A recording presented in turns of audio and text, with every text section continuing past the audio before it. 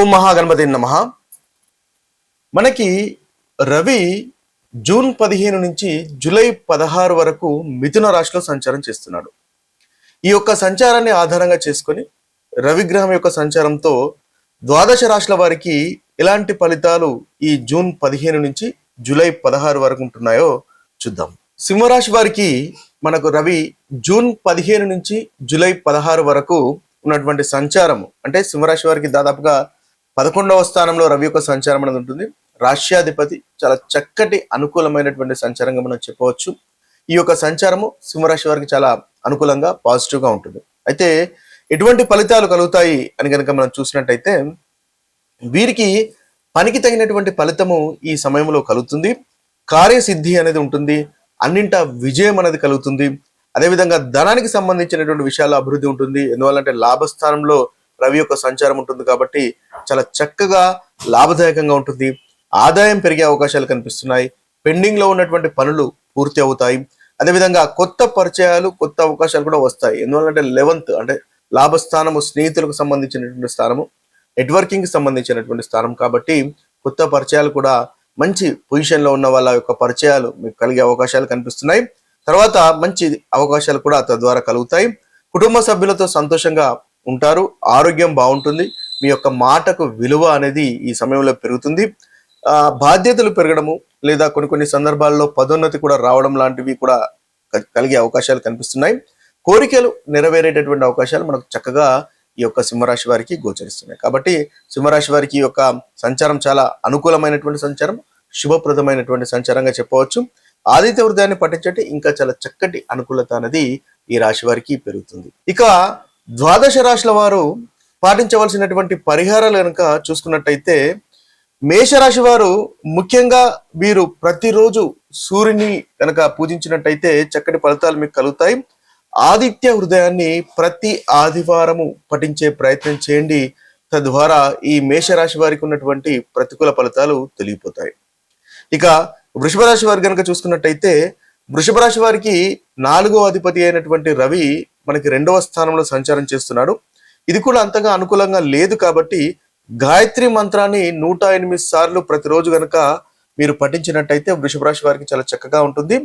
రిస్కీగా ఉన్నటువంటి ఇన్వెస్ట్మెంట్స్ ని అవాయిడ్ చేయడం అనేది మీకు చెప్పదగినటువంటి సూచన. అదేవిధంగా ఆదివారం రోజు గోధుమలు దానం చేయడం కూడా మీకు చక్కటి పరిహారంగా మనకి వృషభ రాశి వారికి కనిపిస్తుంది. ఇక మిథున రాశి వారి కనుక చూసినట్టయితే ఈ మిథున రాశి వారికి 3వ అధిపతి తన రాశిలోనే సంచారం చేస్తున్నాడు. అయితే ఇది అంతగా అనుకూలంగా లేని సంచారంగా మనం చెప్పవచ్చు. గోచార రీత్యా మొదటి భాగంలో రవి యొక్క సంచారం అంతగా అనుకూలంగా ఉండదు.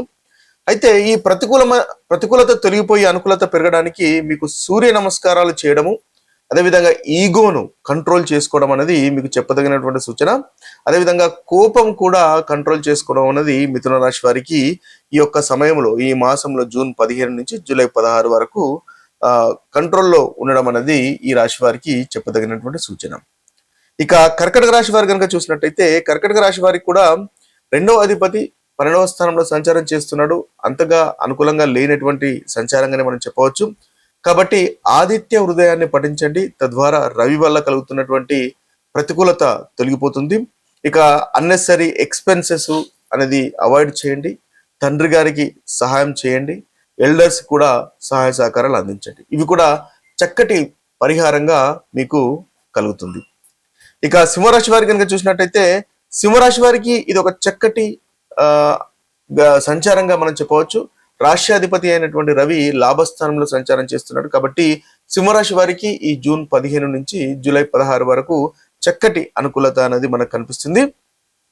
మీరు కంటిన్యూస్ గా రవికి పూజించండి, ఆదిత్య హృదయాన్ని పఠించండి. తద్వారా ఇంకా చక్కటి ఫలితాలు కలుగుతాయి. అదేవిధంగా పెద్దలను గౌరవించండి, రెస్పెక్ట్ ఎల్డర్స్. అదేవిధంగా మీకు సూర్య నమస్కారాలు కూడా చేసినా కూడా మీకు చాలా చక్కటి అనుకూలత అనేది ఉంటుంది. ఇంకా మంచి పాజిటివ్ ఫలితాలు అనేవి మనకు సింహరాశి వారికి కలుగుతాయి. ఇక కన్యరాశి వారి కనుక చూసినట్టయితే కన్యరాశి వారికి కూడా చాలా చక్కగా ఈ యొక్క సంచారము అనుకూలంగా కనిపిస్తుంది. దశమ స్థానంలో రవి యొక్క సంచారం ఉంటుంది. దశమ స్థానంలో రవి యొక్క సంచారం అనేది దిగ్బలి కాబట్టి వృత్తికి సంబంధించినటువంటి విషయాల్లో చాలా చక్కగా ఉంటుంది. ఇంకా అనుకూలత పెరగడానికి వీరు సీనియర్స్ కి, మీ యొక్క వృత్తిలో సీనియర్స్ కి రెస్పెక్ట్ ఇవ్వండి, ఆ గ్రాటిట్యూడ్ అనేది చూపించండి. అదేవిధంగా సూర్య నమస్కారాలు చేయండి. తద్వారా చక్కటి ఫలితాలు మన కన్యా రాశి వారికి కలుగుతాయి. ఒక ప్రాక్టికల్ రెమెడీస్ గా, పరిహారంగా ఈ ఒక్కటి మీకు ఉపయోగపడుతుంది. ఇక తులారాశి వారి కనుక చూసుకున్నట్టయితే, తులారాశి వారికి నవమస్థానంలో రవి యొక్క సంచారం కలుగుతుంది. కాబట్టి ఇది అంతగా అనుకూలంగా లేనటువంటి సంచారంగా మనం చెప్పవచ్చు గోచార రీత్యా.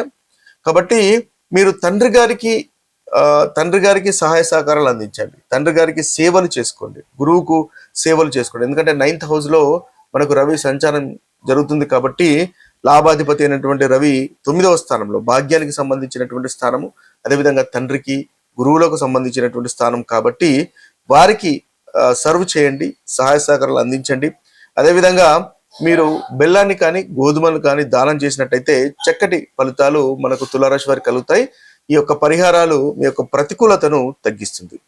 ఇక వృశ్చిక రాశి వారి కనుక చూసుకున్నట్టయితే, వృశ్చిక రాశి వారికి కూడా అంతగా అనుకూలంగా లేనటువంటి సంచారంగా మనం చెప్పుకోవాలి. ఎందువల్లంటే అష్టమ స్థానంలో వృశ్చిక రాశి వారికి సంచారం అనేది ఉంటుంది.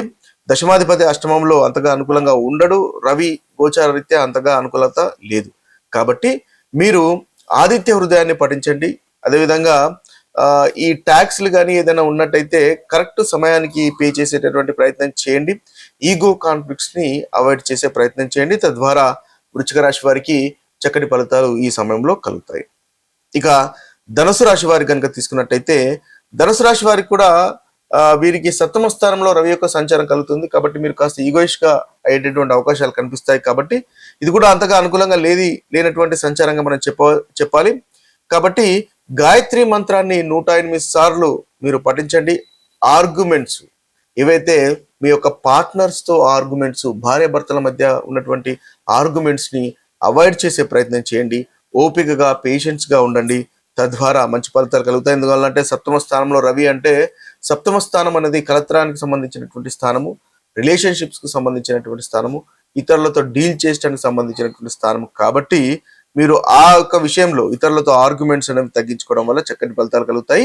రవివారము అంటే సండే రోజు మీరు తప్పకుండా ఆదిత్య హృదయాన్ని పఠించిన, రవికి పూజించిన చక్కటి ఫలితాలు మీకు కలుగుతాయి. ఇక మకర రాశి వారి కనుక చూసుకున్నట్టయితే, మకర రాశి వారికి ఇది చక్కటి పాజిటివ్ అయినటువంటి సంచారంగా మనం చెప్పవచ్చు. 6వ స్థానంలో రవి యొక్క సంచారం బాగుంటుంది. అదేవిధంగా ఇంకా చక్కటి ఫలితాలు మీకు కలగడానికి ఆదిత్య హృదయాన్ని మీరు కూడా పఠించండి. గవర్నమెంట్ కు సంబంధించినటువంటి విషయాలు చాలా చక్కగా అనుకూలంగా ఉంటుంది మీకు. అదేవిధంగా సూర్య నమస్కారాలు చేయడం వల్ల కూడా మీకు మకర రాశి వారికి అనుకూలత అనేది ఇంకా బాగా పెరుగుతుంది. ఇక కుంభరాశి వారి కనుక చూసినట్టయితే, కుంభరాశి వారికి పంచమ స్థానంలో ఇది అంతగా అనుకూలంగా లేనటువంటి సంచారంగా మనం చెప్పాలి, రవి యొక్క సంచారము. కాబట్టి ఆదిత్య హృదయాన్ని పఠించండి. మీ యొక్క చిల్డ్రన్స్ తో ఎక్కువ సమయాన్ని వెచ్చించుకోండి. తద్వారా మంచి ఫలితాలు అది కూడా కలుగుతుంది.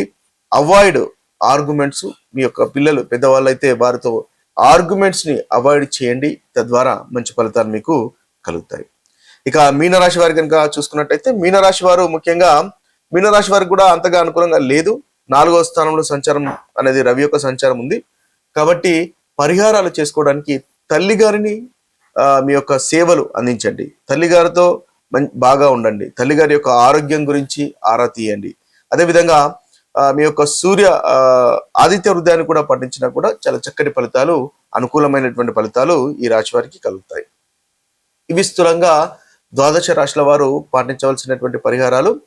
మరొక వీడియోలో మరొక రాశి ఫలితాలతో కలుద్దాము. అంతవరకు సెలవు. సర్వే జన సుఖినో భవంతు, సర్వే సుజన సుఖినో భవంతు. నమస్తే.